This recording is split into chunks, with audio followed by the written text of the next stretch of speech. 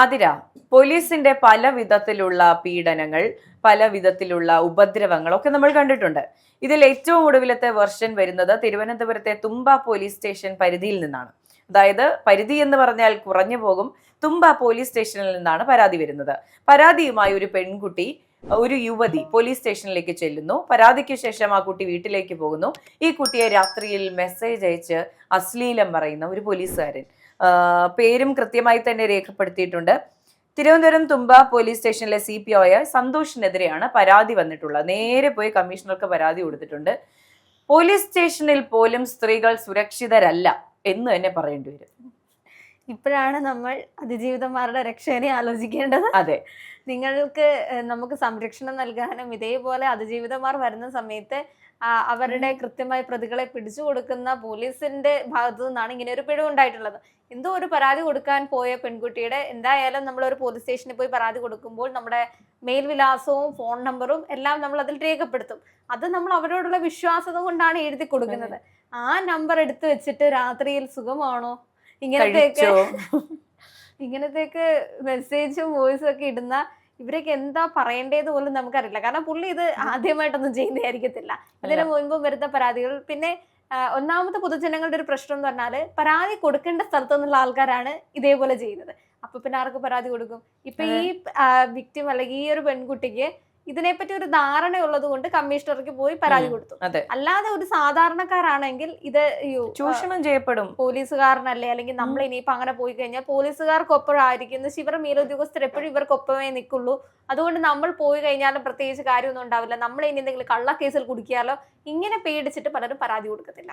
അങ്ങനെ ഒരുപാട് സാഹചര്യങ്ങളിൽ ഇതിപ്പോ യങ് ആയിട്ടുള്ള ഒരു മാൻ അല്ലെങ്കിൽ പെട്ടെന്ന് സർവീസ് കയറിയ ഒരാളൊന്നുമല്ല, അത്യാവശ്യം അവിടെ സർവീസ് ഉള്ള ഒരു ആള് തന്നെയാണ്, ഒരു പോലീസുകാരൻ തന്നെയാണ് ഈ ഒരു രീതിയിൽ ഇപ്പൊ ചെയ്തിരിക്കുന്നത്. ഇവരെ ആലോചിക്കേണ്ട ഒരു കാര്യം എന്ന് പറഞ്ഞു കഴിഞ്ഞാല്, ഈ കൊണ്ടു കൊടുക്കുന്ന അല്ലെങ്കിൽ നിങ്ങളുടെ മുന്നിലേക്ക് എത്തുന്ന ഓരോ പരാതിയും നിങ്ങളെ വിശ്വസിച്ച് ഇപ്പൊ അവർക്ക് എന്തെങ്കിലും അത്ര പ്രശ്നം ഉണ്ടായിട്ടായിരിക്കും അങ്ങോട്ട് വന്ന് പരാതിപ്പെടുന്നത്.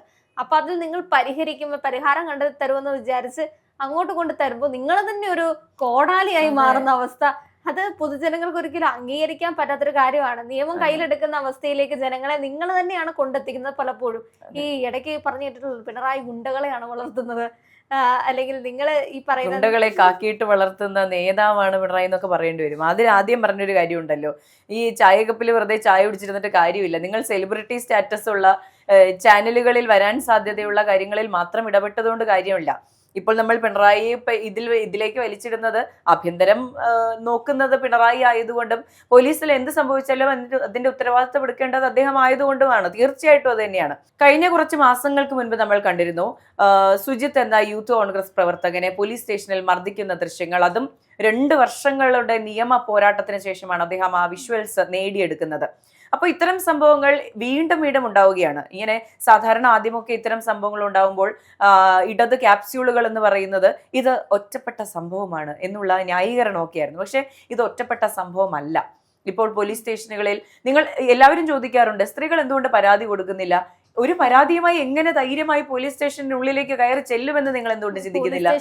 സെറ്റിൽമെന്റുകൾ നടക്കുന്നുണ്ടെന്ന് സത്യാവസ്ഥ. കഴിഞ്ഞ ദിവസങ്ങളിൽ നമ്മൾ 24-ലെ ചർച്ചയിൽ രാഹുൽ ഈശ്വറിനൊപ്പം കൊമ്പ് കോർത്തിരുന്ന ഒരു സ്ത്രീയുണ്ട്, ഒരു ആക്ടിവിസ്റ്റ് ഉണ്ട്, ഐശ്വര്യ രാധാലക്ഷ്മി. അവർ പറയുകയാണ്, അവർക്കൊരു മോശം അനുഭവം ഉണ്ടായപ്പോൾ തിരുവനന്തപുരത്തെ ഒരു പോലീസ് സ്റ്റേഷനിൽ ചെന്നിരുന്ന് അവിടുത്തെ പരാതി എഴുതുന്ന ആളോട് പരാതി പറഞ്ഞു കൊടുക്കുകയാണ്. അയാൾ ഇങ്ങനെ ചോദിക്കുകയാണ്, എന്നിട്ട് എവിടെ പിടിച്ചു, എന്ത് ചെയ്തു, നിന്നെ പിടിച്ചോ, എത്ര നേരം പിടിച്ചു, ഇങ്ങനെ ചോദിച്ചുകൊണ്ടിരിക്കുകയാണ്. അപ്പോൾ പരാതി കൊടുക്കാൻ വരുന്ന ഒരു പെൺകുട്ടിയെങ്കിലും ഇത് ഭയന്ന് തിരിച്ചു പോകില്ലേ?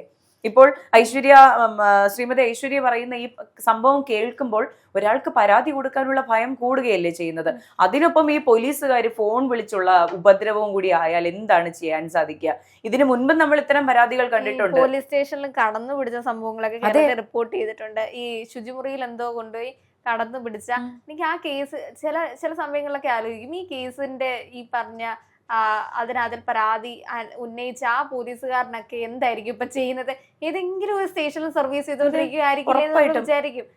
കാരണം ഇത്തരം കേസുകൾ പുറത്തേക്ക് വരുന്ന സമയത്ത് സിസ്റ്റത്തിന്റെ മാനം രക്ഷിക്കാൻ വേണ്ടി അതൊരു മീഡിയ അല്ലെങ്കിൽ ഒരു മീഡിയ കവറേജിലേക്ക് എത്തിക്കാതിരിക്കുക, അല്ലെങ്കിൽ അങ്ങനെ എത്തിപ്പെട്ടാൽ തന്നെ ഒന്ന് രണ്ട് ദിവസത്തിലുള്ള തുടച്ചു കളയുക. കാരണം നടപടി സ്വീകരിച്ചു എന്ന് പറയുക, സസ്പെൻഷൻ കൊടുത്തു എന്ന് പറയുക, ഏറ്റവും ഇനിയിപ്പോ ഇതൊരു ചർച്ചാ വിഷയമാവുകയാണെങ്കിൽ തന്നെ കൊടുക്കാൻ പോകുന്നത് ഈ പറയുന്ന അന്വേഷണ വിധേയമായി അവരെ സർവീസിൽ നിന്ന് മാറ്റി നിർത്തുന്നു എന്നുള്ളതാണ്.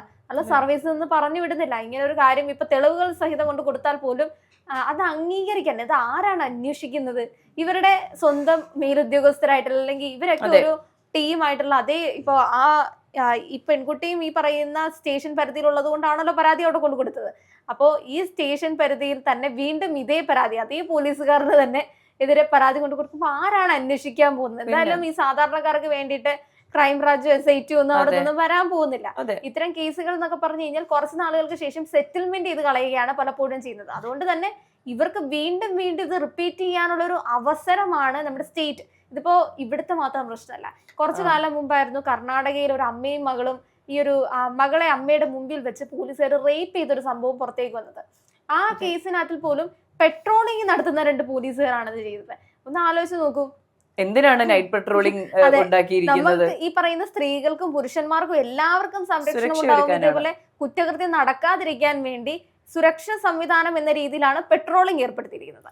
അതേ പെട്രോളിംഗ് ഏർപ്പെടുത്തിയിരിക്കുന്ന 2 പോലീസുകാരൻ ഈ പറയുന്ന രീതിയിൽ അമ്മയുടെ മുമ്പിൽ വെച്ച് മകളെ ക്രൂരമായി റേപ്പ് ചെയ്യുന്നു. അതിനുശേഷം അവരെ അവിടുന്ന് ഉപേക്ഷിച്ചു പോകുന്നു. ഇപ്പൊ ഇതൊക്കെ നടക്കുന്ന സമയത്ത് നമ്മൾ ആരോടാണ് പോയി പരാതിപ്പെടുന്നത്? അന്ന് അവരെ 2 പേരെയും അന്വേഷണ വിധേയമായി ഈ പറയുന്ന പൊസിഷനിൽ നിന്ന് മാറ്റി നിർത്തുന്നതായിട്ട് കണ്ടു. ഇവർക്ക് എന്ത് രീതിയിലുള്ള നടപടികളാണ് ഇവർ സ്വീകരിച്ചിട്ടുള്ളത്? എന്താണ് ആ കേസിന്റെ ഒക്കെ എവിടെയാണ് ചെന്ന് നിൽക്കുന്നത്? ഇതിപ്പോ അപ്പൊ പറയുന്ന സമയത്ത് ഇപ്പൊ ഇവർ വേണമെങ്കിൽ പറയുന്നത് കേരള സ്റ്റേറ്റ് ഓഫ് കേരളയുടെ കേസ് അല്ലല്ലോ, സ്റ്റേറ്റ് ഓഫ് കർണാടകയല്ലേ. സ്റ്റേറ്റ് ഓഫ് കർണാടകയിൽ നടക്കുന്നുണ്ട്. സ്റ്റേറ്റ് ഓഫ് കേരളയിൽ നടന്നതാണ് ശുചിമുറിയിൽ ഒരു പോലീസുകാരൻ്റെ സ്ത്രീയെ കയറി പിടിച്ചത്. അതേപോലെ ഒരുപാട് സ്ത്രീകൾ ഇതേപോലെ പറഞ്ഞിട്ടുണ്ട്. പരാതിയുമായി അങ്ങോട്ട് വരുമ്പോൾ അവർ എടുക്കുന്നില്ല. പിന്നെ നമ്മൾ എവിടെ പോയാണ് ഈ പരാതി പറയേണ്ടത്? നിങ്ങൾ പരാതി സ്വീകരിക്കുന്നില്ല, നിങ്ങൾക്ക് അന്വേഷിക്കാനും ഈ മനസ്സില്ല.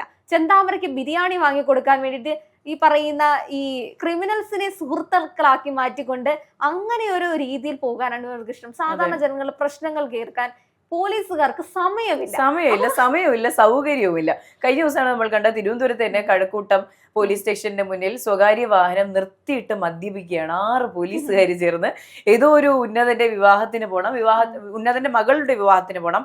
അതിന് മുന്നോടിയായി ഒന്ന് ചാർജ് ആവാനായിട്ട് പോലീസ് സ്റ്റേഷന്റെ മുന്നിൽ വണ്ടി നിർത്തി മദ്യപിക്കുകയാണ്.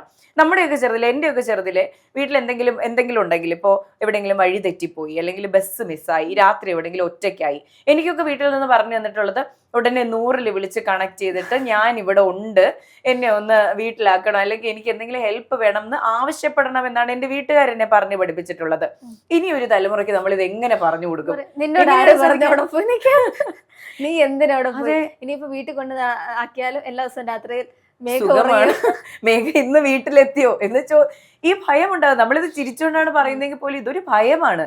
1 2 ചിലപ്പോൾ ഒരു 100 പേർക്ക് ഇതൊരു വലിയ ഭയമാകും. ഇപ്പൊ ഈ പെൺകുട്ടി തന്നെ ആ നിയമ സംവിധാനത്തിൽ എത്രത്തോളം വിശ്വസിച്ചിട്ടായിരിക്കും പോലീസ് സ്റ്റേഷനിൽ കയറി ചെന്നിട്ടുണ്ടാവുക. എനിക്ക് ഇത് വേണം, ഇതാണ് എന്റെ ആവശ്യം എന്ന് പറഞ്ഞു പെൺകുട്ടികൾ ധൈര്യപൂർവ്വം കേസ് കൊടുക്കാൻ തുടങ്ങി കഴിഞ്ഞാൽ ഒരുപാട് പോലീസുകാർ കുടുങ്ങുമെന്നുള്ളതാണ് സത്യാവസ്ഥ. നിങ്ങൾ കേസ് എടുക്കാതിരുന്ന പോലീസ് ഉദ്യോഗസ്ഥൻ ആരാണ്? എന്തുകൊണ്ട് അവർ കേസ് എടുത്തില്ല? അങ്ങനെ ഇവർക്ക് പ്രത്യേകിച്ച് ഈ ആക്ഷനുകളിലൊന്നും പോകുന്നില്ല. കൂടെ പോയി വന്നു കഴിഞ്ഞാൽ ആ റേപ്പ് കേസിൽ പോലും നമ്മൾ കണ്ടത് അന്വേഷണ വിധേയമായി സസ്പെൻഡ് ചെയ്യുന്നു. അതിന്റെ അപ്പുറത്തേക്കും ആ അന്വേഷണം എന്തായി? അതിന്റെ അപ്പുറത്തേക്ക് അവർക്ക് നീതി കിട്ടിയോ? ഈ 2 ആൾക്കാരെ എടുത്ത് കളഞ്ഞോ? അല്ലെങ്കിൽ ഇയാൾക്കെതിരെ എന്താണ് ഇനി ചെയ്യാൻ പോകുന്നത്? അന്ന് റിപ്പോർട്ട് ചെയ്ത ആ പെൺകുട്ടിയെ കടന്നു പിടിച്ച പോലീസുകാരനെതിരെ എന്താണ് നിങ്ങൾ ചെയ്തത്? ഇതൊക്കെ ഏത് കാലത്താ? എന്നാണ് നിങ്ങൾ ജനങ്ങളെ വിശ്വസിപ്പിക്കാൻ വേണ്ടി പറയുന്നത്? ഈ കുറച്ചു കാലം മുമ്പായിരുന്നു ഇതേപോലെ കൊച്ചിയിൽ തന്നെയാണെന്ന് തോന്നുന്നു, ഒരു ഉദ്യോഗസ്ഥൻ മദ്യപിച്ച് പോലീസ് വാഹനവുമായി ഈ ട്രാഫിക് ഉണ്ടാകുന്ന ഒരു അവസ്ഥ കണ്ടിട്ടുണ്ട്. കുറച്ച് വർഷമായെന്ന് തന്നെയാണ് എൻ്റെ ഓർമ്മ. അപ്പോൾ ഇങ്ങനെയുള്ള സമയത്ത് സാധാരണ മദ്യപിച്ച് വണ്ടി ഓടിക്കുന്ന ആൾക്കാരെ പോലീസ് ഒന്ന് പിടിക്കും. ഇപ്പൊ മദ്യപിച്ച് വണ്ടി ഓടിക്കുന്ന പോലീസുകാരെ ആരാണ് പിടിക്കാൻ പോകുന്നത്? അങ്ങനെയൊക്കെ ചോദ്യങ്ങളാണ്. ഈ പോലീസ് സംവിധാനത്തിനുള്ളിൽ ഭയങ്കര ബ്രദർഹുഡ് ഉള്ള ആൾക്കാരാണ്. ഒരു പോലീസുകാരന്റെ തെറ്റ് മറയ്ക്കാൻ എല്ലാവരും കൂട്ടു നിൽക്കാറുണ്ട്. അത് നമ്മൾ എപ്പോഴും കണ്ടിട്ടുള്ളതാണ്. അത് കണ്ടതൊരു നോർമലൈസ് ചെയ്യുന്ന ഒരു സാഹചര്യത്തിലേക്ക് കാര്യങ്ങൾ പോയിട്ടുണ്ട്. അതുകൊണ്ട് തന്നെ ഈ കേസിലും ഇതുപോലെ തേഞ്ഞു മാഞ്ഞു പോകാനും അല്ലെങ്കിൽ ഈ ഇൻ ഹൗസ് സെറ്റിൽമെന്റ്സിലേക്ക് ഇത് പോകാനുള്ള സാധ്യതയും കൂടുതലാണ്. ഇത് സ്റ്റേറ്റ് ഈ പരിവേഷം നിർത്തരുത്. നിങ്ങൾക്ക് ഇപ്പൊ ഒരു ജനങ്ങളാണെങ്കിലും നിങ്ങളുടെ തന്നെ ക്യാപ്സ്യൂളുകളും നൽകിയിരിക്കുന്ന ഒരു പരിവേഷമുണ്ട്. ഈ പറയുന്ന ഒരു കിരീടമേന്ത്യ ഈ പറയുന്ന രക്ഷകനാണ് നിങ്ങൾ. അപ്പൊ നിങ്ങളാണ് ആ എഫേർട്ട് ഇട്ട് ഈ പറയുന്ന എത്രയോ ഒരുപാട് കേസിൽ നമ്മൾ പറഞ്ഞിട്ടുണ്ട് ഇതേപോലെ പോലീസിൽ അർഹപ്പെടാത്ത ആൾക്കാർക്ക് ഈ പറയുന്ന ഫിസിക്കൽ ടെക്സ്റ്റും അതേപോലെ എക്സാമിന്റെ അപ്പുറത്തേക്കും അവിടെ ഇരിക്കാൻ ഒരു യോഗ്യത ഇല്ലാത്ത ആൾക്കാരെ പിടിച്ച് പുറത്താക്കേണ്ട സമയം കഴിഞ്ഞു. അപ്പോൾ ഇതേപോലെ ഒരുപാട് ഉദ്യോഗാർത്ഥികൾ ഈ ജോലിക്കായി പുറത്തു നിൽക്കുന്നുണ്ട്. അതിനകത്ത് ഈ പറയുന്ന അർഹപ്പെട്ട ആൾക്കാരെ തിരിച്ചതിനകത്തിലേക്ക് നിർത്തും. അതോടൊപ്പം തന്നെ നിങ്ങൾ ഈ പറയുന്ന ആൾക്കാർക്കെതിരെ കൃത്യമായിട്ടുള്ള നടപടികൾ സ്വീകരിക്കാൻ നോക്കൂ. കാരണം ഇതൊക്കെ നിങ്ങളുടെ സഹോദരന്മാരായിരിക്കാം, നിങ്ങൾക്ക് ഇതൊക്കെ ഇഷ്ടമുള്ള മേഖലകളായിരിക്കാം. പക്ഷെ ജനങ്ങളെ സംബന്ധിച്ച് നിങ്ങൾ ഈ പറയുന്ന സർക്കാരിനെ സഹിച്ച് മടുത്ത പോലെ തന്നെ ഈ നിയമ സംവിധാനത്തിലും അവർ സഹികെട്ടിരിക്കുകയാണ്.